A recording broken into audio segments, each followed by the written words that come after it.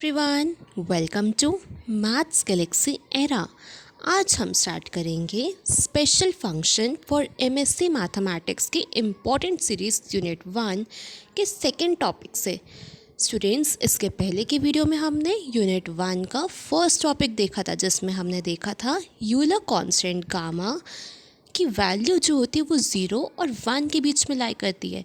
इस थ्योरम का हमने स्टेप बाय स्टेप बहुत अच्छे से प्रूफ देखा था और ये प्रूफ जो है वो बहुत ज़्यादा इम्पॉर्टेंट है यूनिवर्सिटी एग्ज़ाम के लिए। सो स्टूडेंट्स, अगर आपने उस वीडियो को नहीं देखा है तो प्लेलिस्ट में जाके उस वीडियो को देख लीजिए।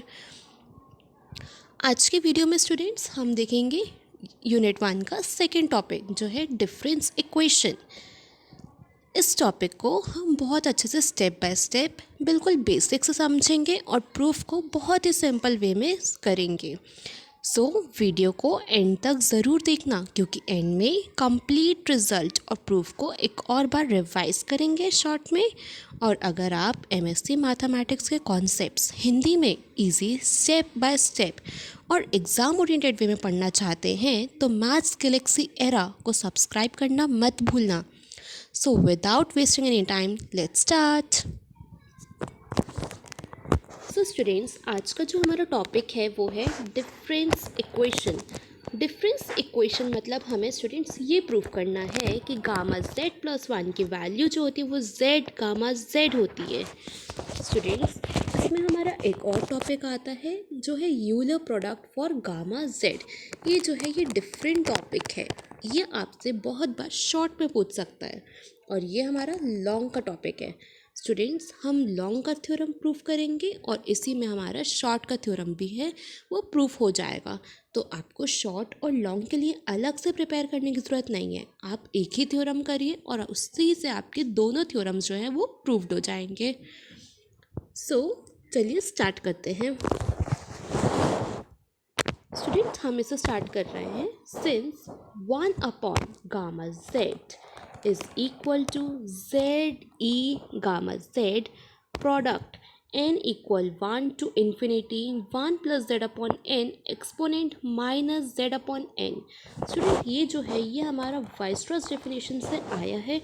वाइसरॉस डेफिनेशन में सिर्फ आपको इसे प्रूफ नहीं करना है, बस आपको ये चीज़ याद रखनी है कि ऐसा होता है, क्योंकि ये चीज़ जो है वो बहुत सारे थ्योरम्स के प्रूफ में लगेगी। सो स्टूडेंट्स, ये हमारा वाइसरॉस डेफिनेशन से आ गया कि 1 अपॉन गामा जेड की जो वैल्यू है वो है जेड ई गामा जेड। ये हमारा प्रोडक्ट का सिंबल होता है। प्रोडक्ट का सिंबल मतलब होता है कि n की वैल्यू हम 1 पुट करेंगे, 2 पुट करेंगे, 3 पुट करेंगे, लेकिन ये प्रोडक्ट का सिंबल है। जैसे हमारा समीशन का सिंबल होता था n इक्वल 1 से इन्फिनिटी, तो जब हम इसे 1 अपॉन n सपोज तो इसे हम ब्रेक करते थे तो ये क्या आता था 1, फिर समीशन है तो प्लस आता था। प्रोडक्ट में क्या हो जाएगा स्टूडेंट, प्लस की जगह पे डॉट आएगा, क्योंकि ये प्रोडक्ट का सिंबल है। यही डिफरेंस होता है प्रोडक्ट और समीशन के सिंबल में। आई होप आपको इतना पोर्शन क्लियर होगा। फिर आता है 1 प्लस जेड अपॉन एन। ये है ई की पावर जेड अपॉन एन लिखे या एक्सपोनेंट में माइनस जेड अपॉन एन लिखे, दोनों जो है वो सेम है। सो अब हमें यहाँ पे इजीली सॉल्व करने के लिए हमने यहाँ पे एक्सपोनेंट में माइनस जेड अपॉन एन लिखा है, ठीक है।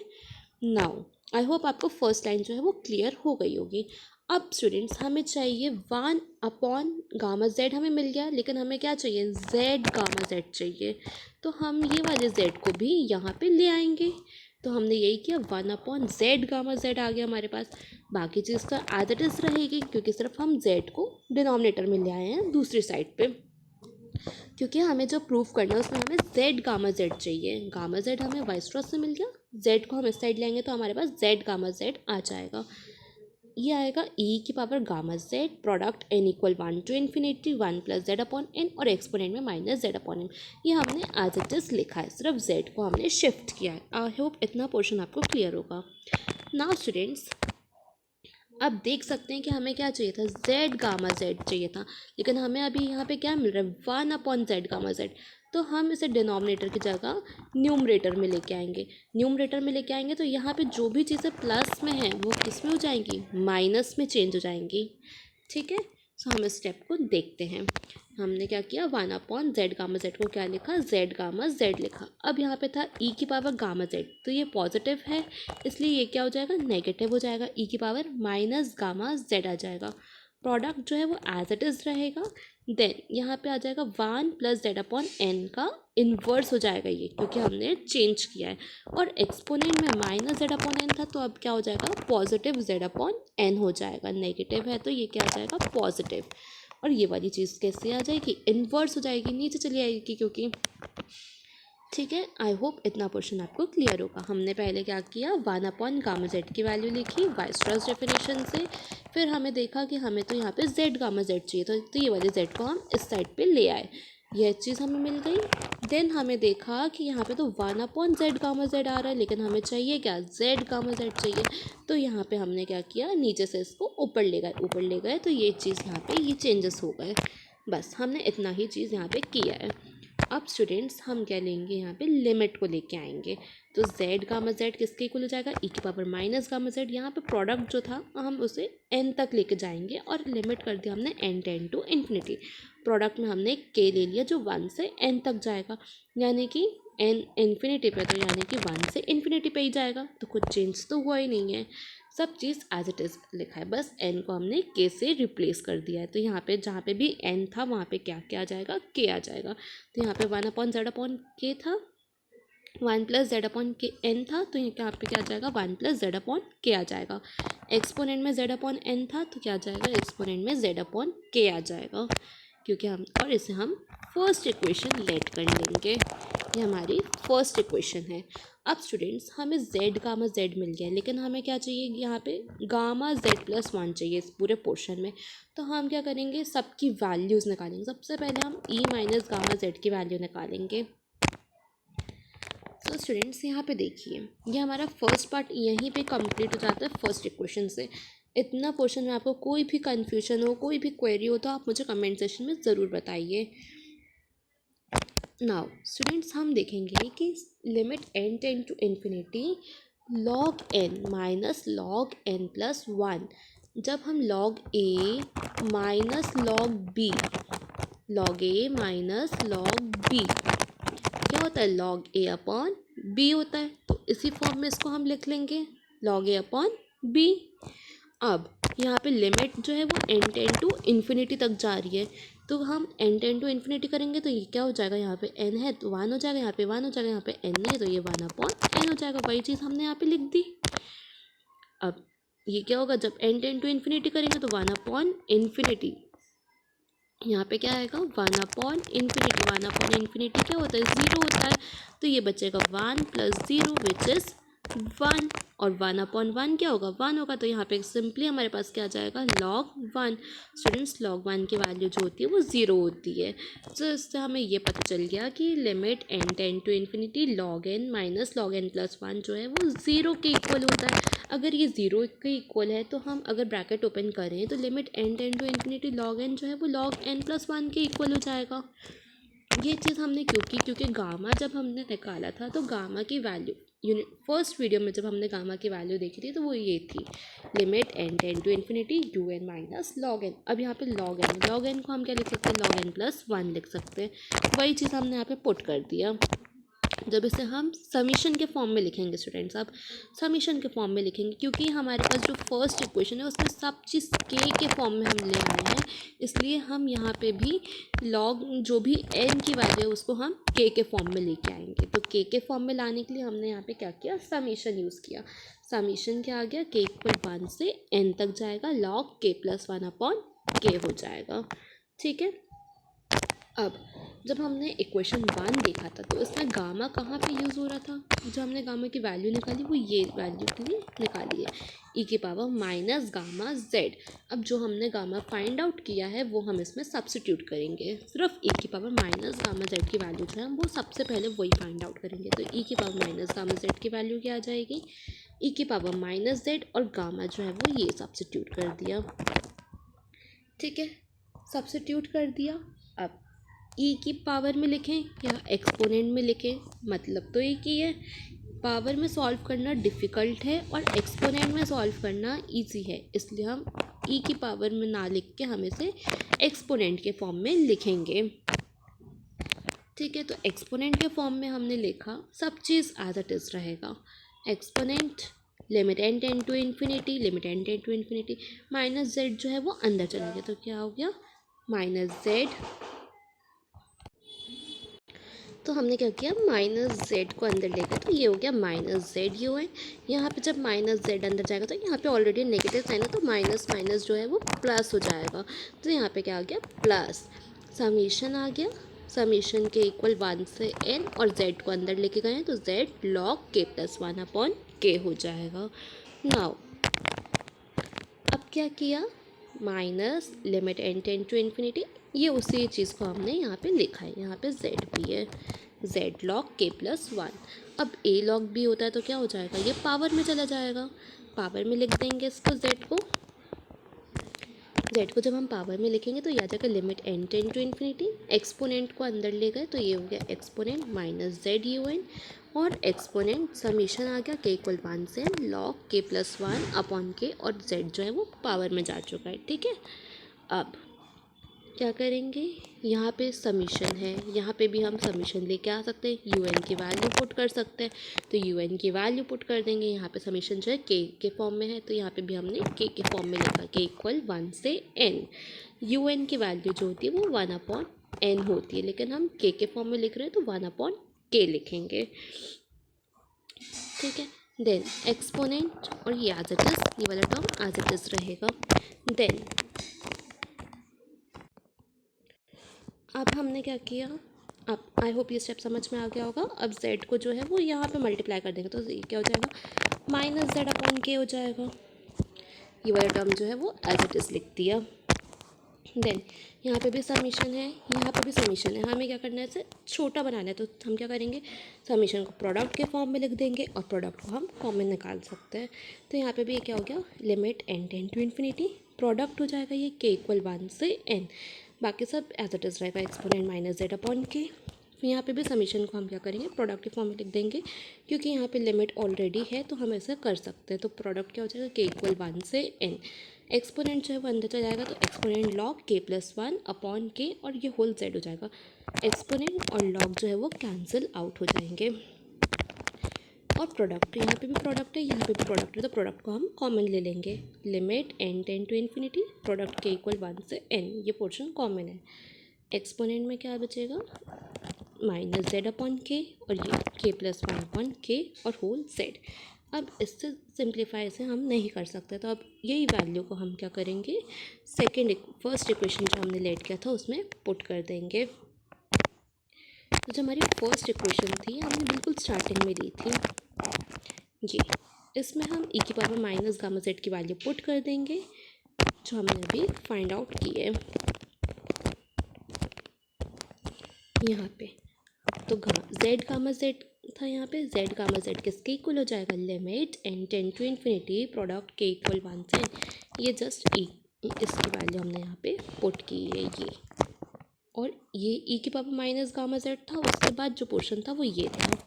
अब यहाँ से भी बहुत सी चीज़ें जो हैं वो कॉमन निकल जाएंगी, जैसे लिमिट कॉमन है, प्रोडक्ट कॉमन है, और ये एक्सपोनेंट में माइनस जेड अपॉन के और एक्सपोनेंट में प्लस जेड अपॉन के, ये जो है वो कैंसल्ड आउट हो जाएगा।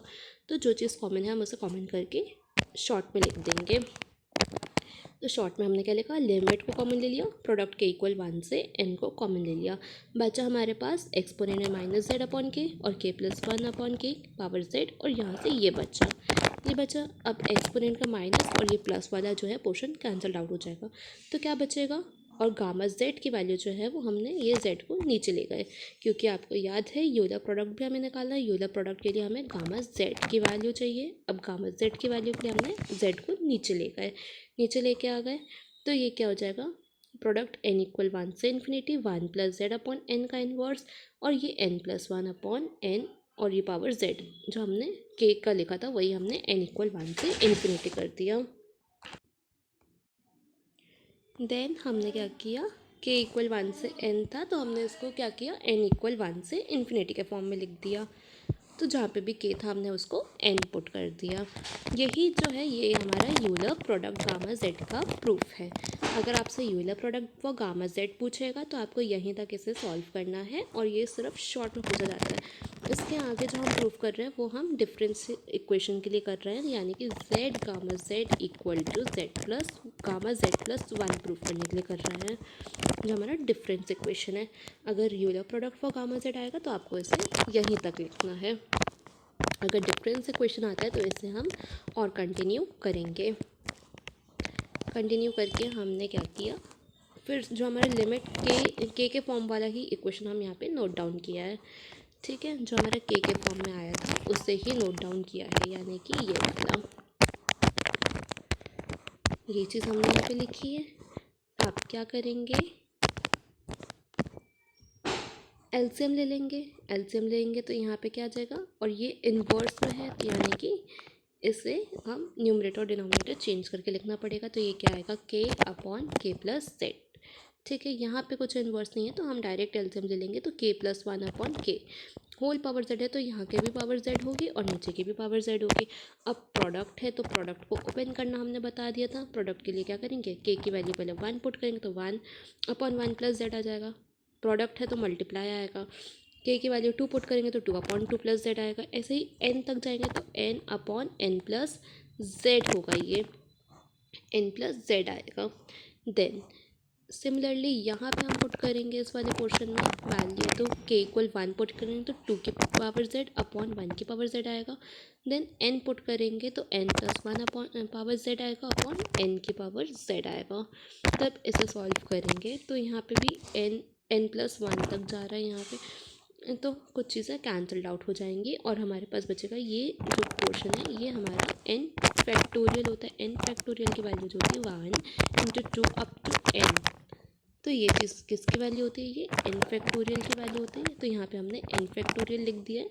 यहाँ से बहुत सी चीज़ें टू की पावर जेड, टू की पावर जेड, ऐसे बहुत सी चीज़ें जो है वो कैंसल्ड आउट हो जाएंगी और सिर्फ हमारे पास बचेगा एन प्लस वन की पावर जेड। डिनोमिनेटर में हमारे पास बचेगा ये वन प्लस जेड से एन प्लस जेड, क्योंकि यहाँ से आप देखिए टू की पावर जेड, टू की पावर जेड कैंसिल, थ्री की पावर जेड आगे जाके कैंसिल जाएगी, ऐसे ही एन की पावर जेड, एन की पावर जेड कैंसिल जाएगी, सिर्फ हमारे पास बचेगा एन प्लस वन की पावर जेड। तो ये चीज़ हमने यहाँ पे लिख दी। अब ये क्या होगा, इसे हमने और सॉल्व किया तो ये इस फॉर्म में आ जाएगा। अब हमें क्या चाहिए था, gamma Z plus one upon gamma Z निकालेंगे। अब डिफरेंस इक्वेशन के लिए हमें चाहिए Z gamma Z equal to gamma Z plus one चाहिए। गामा जेड की वैल्यू है तो गामा जेड प्लस वन की मिल सकती है हमें। जहाँ जहाँ जेड है वहाँ वहाँ जेड प्लस वन पुट कर देंगे। किस इक्वेशन में करेंगे, इस इक्वेशन में पुट करेंगे, ये वाली इक्वेशन में। जहाँ जहाँ जेड है वहाँ वहाँ जेड प्लस वन पुट करेंगे। तो gamma Z plus one upon gamma Z निकाला। जहाँ जहाँ जेड था वहाँ जेड प्लस वन पुट किया और नीचे वाले में तो एज इट इज़ उसे लिख दिया है। ठीक है, अब इसे सॉल्व करेंगे तो ये जो है ऊपर चला जाएगा, one upon z plus one है और ये क्या हो जाएगा, इंटू जेड अपॉन वन हो जाएगा। तो ये हमारे पास क्या जाएगा, z upon z plus one आ जाएगा। प्रोडक्ट है तो प्रोडक्ट आ जाएगा एन इक्वल वन से इन्फिनिटी। फिर ब्रैकेट में क्या आएगा, यहाँ पे one plus one upon N की पावर जेड प्लस वन, और यहाँ पे क्या है one plus one upon N की पावर जेड, तो जेड ऊपर जाएगा तो ये क्या आएगा, माइनस जेड आ जाएगा।